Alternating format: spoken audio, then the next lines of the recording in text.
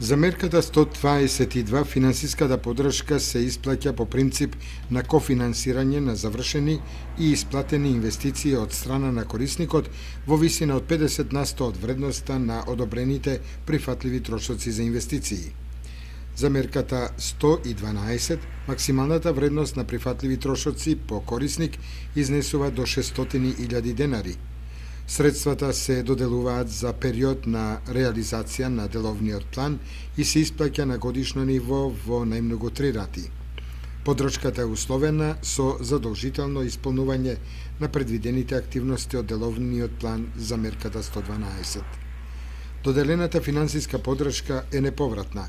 Право на користење на средствата имаат следните субјекти.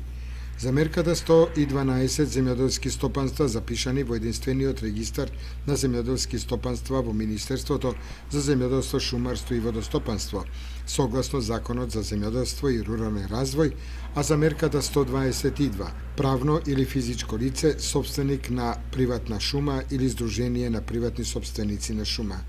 Крајниот рок за доставување на барањата е до 31 март